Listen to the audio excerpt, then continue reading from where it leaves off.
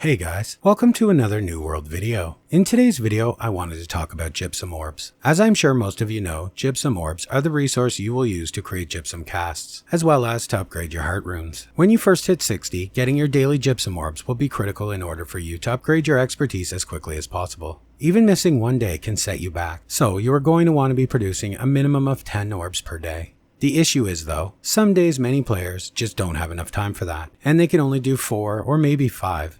And then they have to log out, leaving them feeling defeated while they struggle to get all of their main gear up to 600 expertise. Well, there is a solution to this issue. There is a way now in the game for you to get a ton of Gypsum Orbs banked up very quickly. And what this will do then is give you extra to be used as a grace for those days when you only manage to have enough time to get the easy ones like Diamond and Topaz, so that you can still do all of your jewelry, armor, and your main weapon every day. When the game first launched, there was a series of quests. These quests are the legendary weapon quests, and to be honest, they were not very legendary. They were long, drawn-out, grindy quests that took hours and hours, and in the end all you got was a silly 580 weapon, and to be honest, it was quite useless. So many people just skipped them. Well, with Brimstone Sands patch this changed. The weapon you receive, well, that is still the same garbage at 580. But what they changed was they reduced the requirements to complete each stage a huge amount, making them easy and trivial to complete. And on top of that, they added a Gypsum Orb to each subquest, meaning you could get 9, 10, or even 11 for some weapons in the quest chain. And there is one for every weapon except for the Greatsword and the Blunderbuss. There is a legendary quest for the Blunderbuss, but it hasn't been updated with the Gypsum Orbs just yet.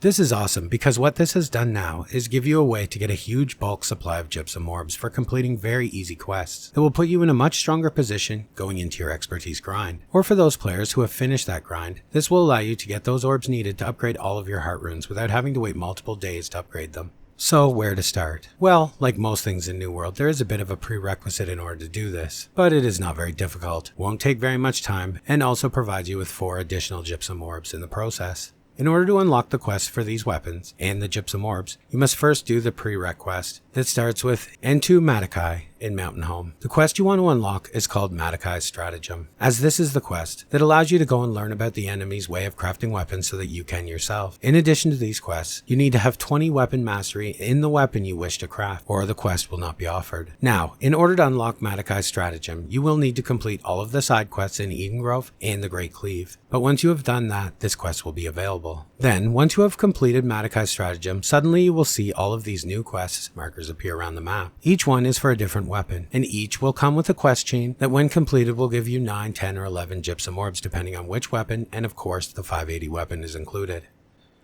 To show you just how easy it is to get these Gypsum Orbs, I did the Spear quest today. The entire quest took less than an hour, or maybe an hour exactly, it was around there somewhere, and I ended up with around 11 Gypsum Orbs for my trouble. So let's have a look at the kind of stuff involved with it, and you can see just how easy it is.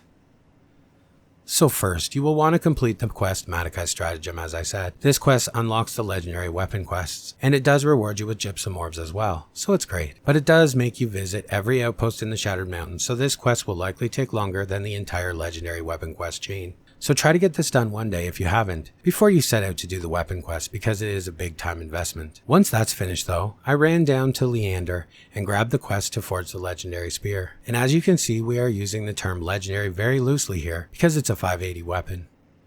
From here, he sends us to the Spileo Caverns. So once at the caverns, we are required to kill 7 scouts and Z-Wang. This is a huge reduction from the amount we used to have to kill, and will take almost no time. Then we are rewarded with a weapon chest and 1 Gypsum Orb, and sent to our next location. The next location is the tower way down here in Cutlass Keys. Here, we will need to kill Ancients and loot 3 Spirit Essence, and then climb the tower to kill Taskmaster Home. This is a no-brainer quest. Just run up the tower and kill everything in one big pull. They are only level 30, so that won't be any trouble. And when you finish again, you're rewarded with a chest and a Gypsum Orb, not to mention 166 coin for each stage, which adds up. Our next location, again a very easy one, the Elite area here in Brightwood. Once here, we will have to kill elites till we collect 9 Sky Gem fragments, which is very fast because they seem to drop 100%. So basically just kill 9 elites as you run back to kill Havelock. Then kill Havelock and again a Gypsum Orb and a chest and 166 coin. After we are done here, we quickly hop over to Weavers, again to the Elite area, and once there, we will be killing 20 undead. We also need a drop from the Perivale guards, so I suggest focusing on those for your 20. These elites are still only level 40 and pose very little danger. And once finished again, you guessed it, a gypsum orb and a chest and 166 coin. Next up, we head to the tower in Restless Shore. Here we will be killing dryads, which may sound like a lot, but truly it isn't. As you run in to kill the boss we require, and yeah, I am not even going to try to say his name correctly, we will have no problem killing 20. These are again easy to kill, being only level 46, and will take little to no time. And once finished, you will once again be rewarded with 1 gypsum orb, 166 coin, and a chest.